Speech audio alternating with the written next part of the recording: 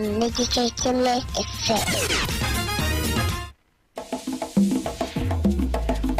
got you updated. This is Radio Imanzi News in English.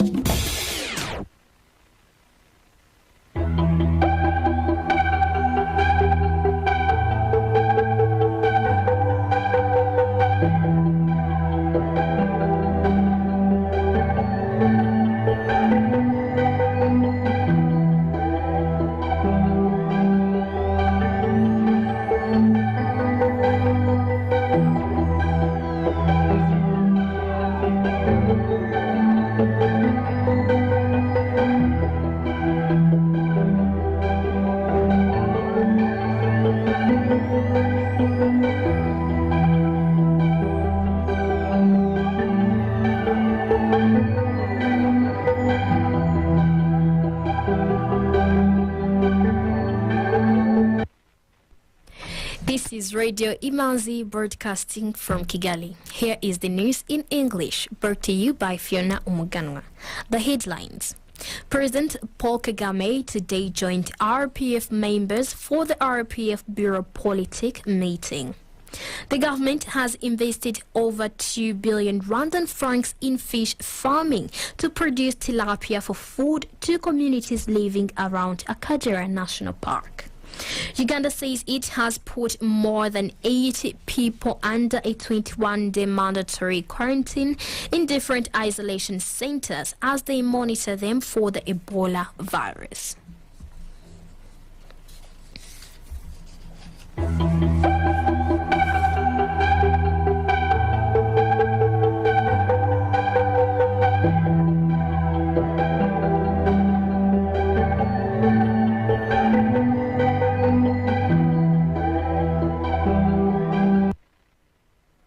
Welcome back.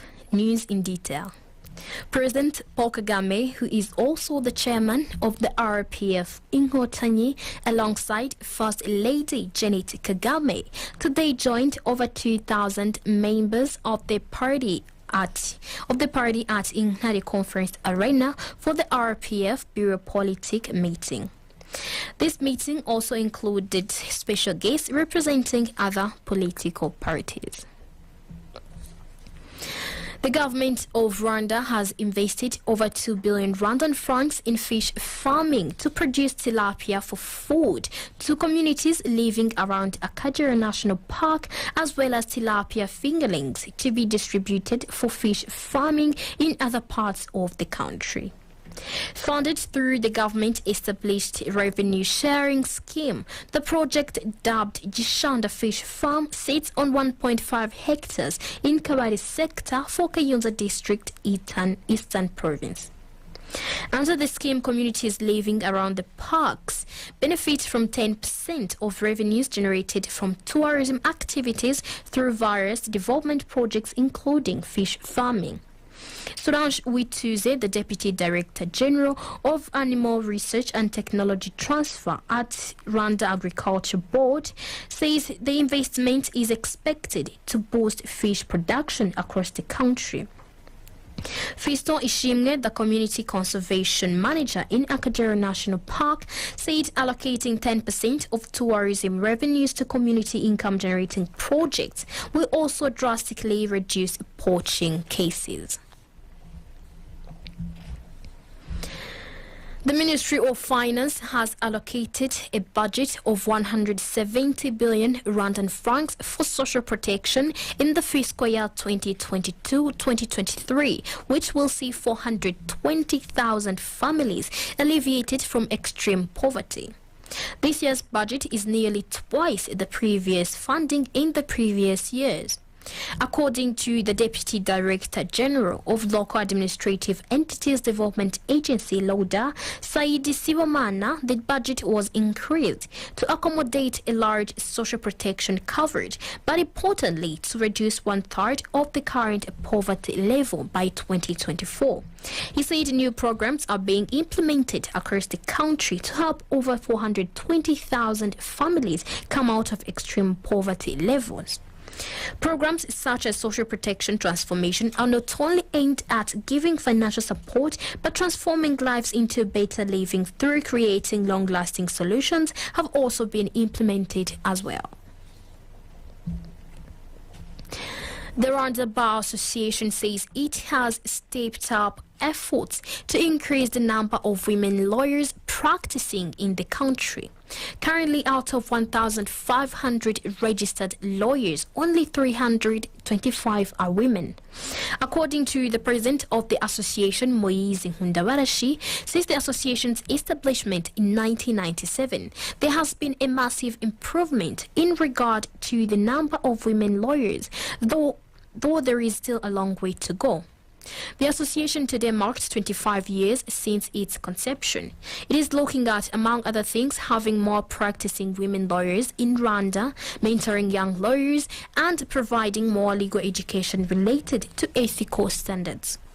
The one-day event looked at lawyers' contributions to national transformation, but also assessed the shortfalls, inefficiencies, and challenges that still affect the association and the legal profession that should be addressed in the near future. The Association of Student Genocide Survivors, AIRG, marked its 26th anniversary. With the theme AIRG on a journey of leaving no one behind, members celebrated milestones taken and commended the association's support that has seen them endure challenges and build a better future. The association was formed in 1996 to build solidarity among youth who survived the 1994 genocide against the Tutsi. Economic news is a regular feature on Radio Imanzi.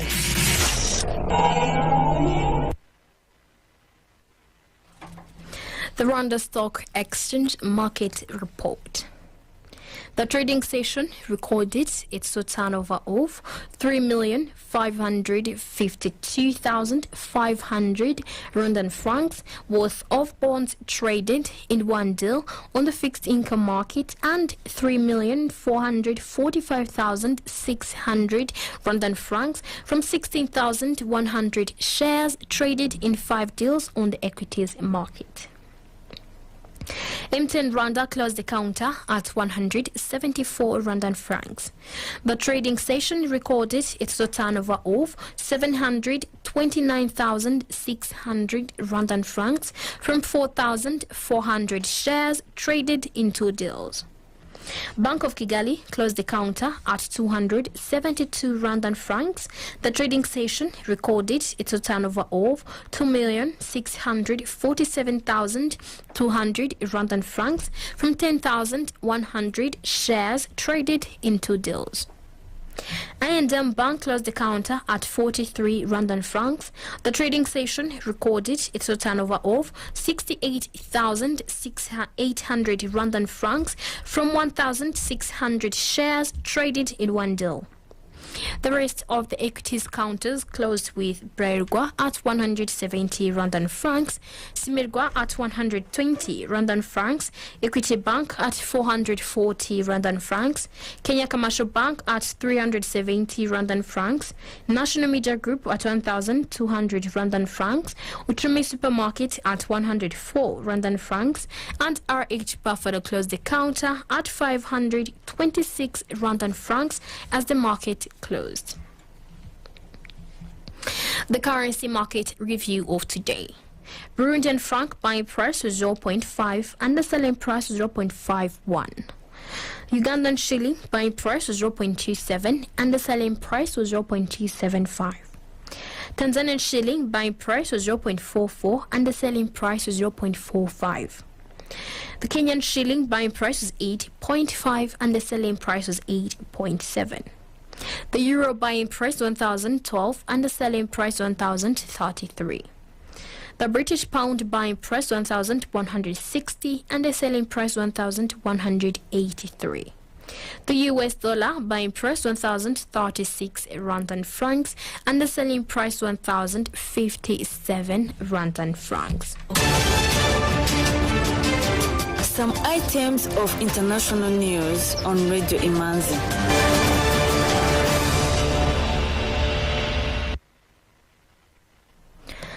Togo's flag has been raised at the Commonwealth headquarters to formally mark its entry into the 56-member family of nations. Togo became the 56th member of the Commonwealth following approval from the association's leaders during the Commonwealth Heads of Government meeting in Rwanda on June 25th. A government-backed task force on political reform in Tanzania has accepted some of opposition demands for an independent electoral commission, but rejected the idea of drafting a new constitution. The team's proposals also support the lifting of a ban on political rallies ahead of the next general election in 2025, but with conditions to the political players.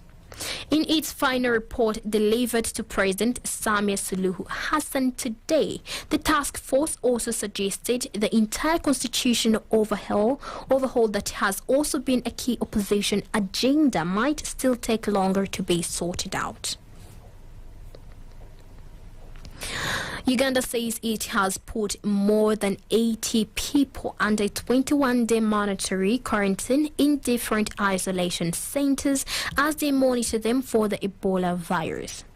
It is believed that Ebola has an incubation period of 21 days from the day of contact.